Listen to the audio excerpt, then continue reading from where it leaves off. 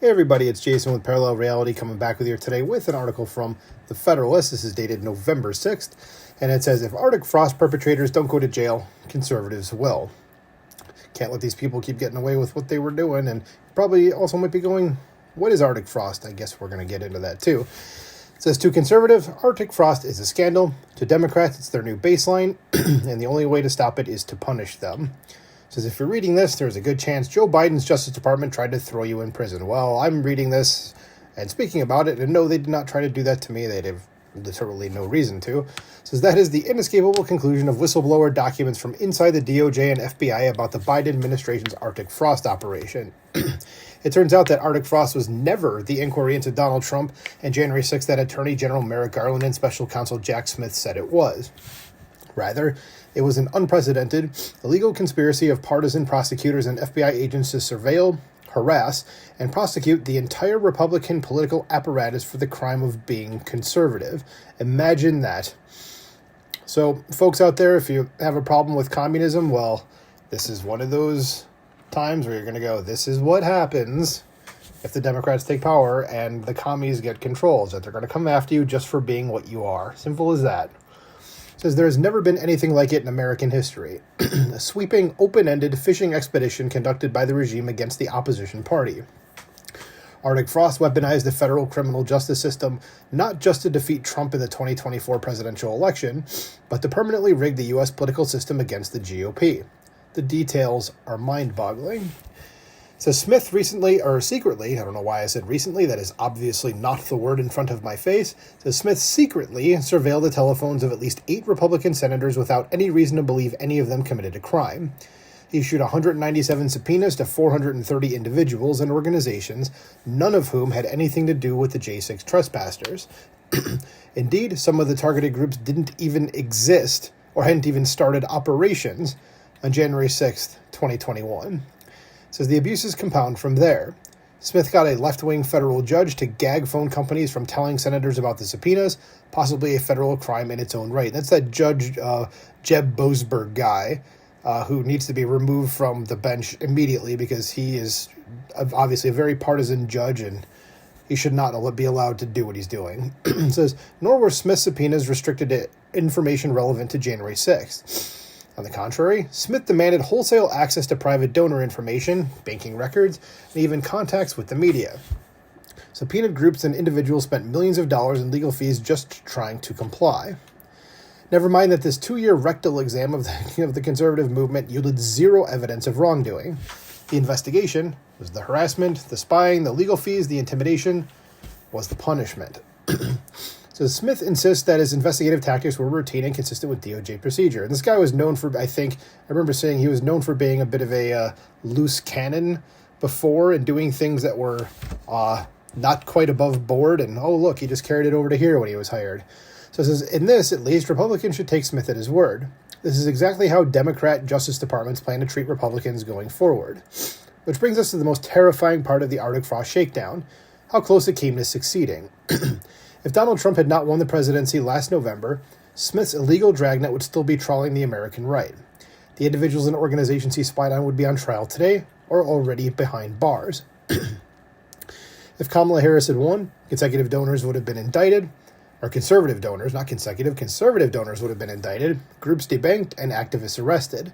Republican presidential aspirants, members of Congress, and conservative justices would all now be targets of new, secret FBI investigations. If that sounds far-fetched, remember, Arctic frost did not almost happen. It happened, and its perpetrators are still at large on the public payroll. The biased partisan judges Democrats would need to help them persecute innocent Republicans are already on the bench. The same goes for the FBI agents, DOJ prosecutors, and career bureaucrats who worked on the Arctic frost witch hunt. They're still in their jobs, gaining seniority, and waiting for the next Democrat president to let them finish what they started. To conservatives, Arctic frost is a scandal.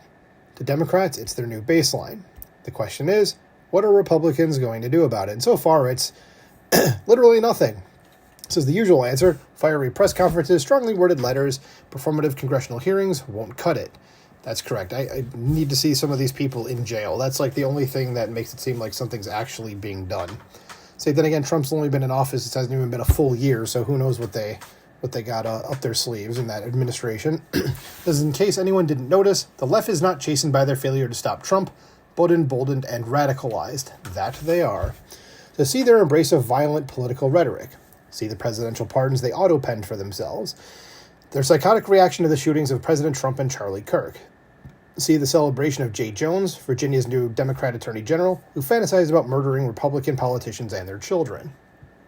Says Republicans need to understand the Rubicon that Democrats crossed last year, the existential threat they still face from the Arctic frost left. Sorry, I got a sudden case of the hiccups. We're going to work through it. It says there are only 3 reasons politicos respect norms and abide by the Constitution: duty, religion, and fear. Among Democrat elites today, the first 2 are obsolete. First, they see themselves as partisan activists rather than public servants. Their deepest loyalty and interests are not patriotic as such, but ideological. So I'm not cutting that out. It says nor are secularized, irreligious leftists meaningfully restrained by their oaths of office. The founders wrote and required the oath to bind public servants to the Constitution on pain of eternal damnation. No one involved in Arctic frost, no matter how many bright lines they crossed, believes they could go to hell over it. It says if duty and religion cannot deter Democrats from abusing power, that leaves only fear. Fear of retribution, fear of justice, fear of Republicans. The only way to stop Democrat abuse of power is to use the law to punish it. The penalties must be swift, severe, and match the scale of the crime. They must put the fear of God into elites who think they are above the law. It says the men behind Arctic frost must be hauled before congressional committees and grand juries. The agents and attorneys who staffed it need to be terminated and disbarred. That would be such a good start. Again, not cutting that out. It says the judges who enabled it with illegal rulings need to be impeached and defrocked.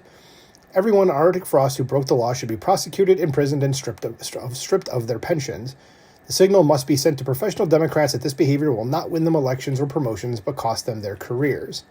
None of this would be revenge or retaliation, whatever the media says. It would be what the law requires. It would be justice.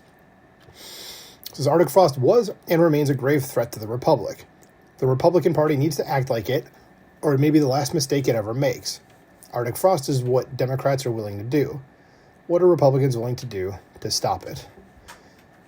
Yeah, that's a damn good question. And I don't know. Like I said, we got 3 years left of Trump, a little over 3 years. So hopefully something comes of it. And hopefully J.D. Vance takes over from there and we can just keep on keeping on and actually do something. So what do you think is going to happen? Let me know in the comments below. Please like, share, and subscribe, and I will talk to you soon. Bye.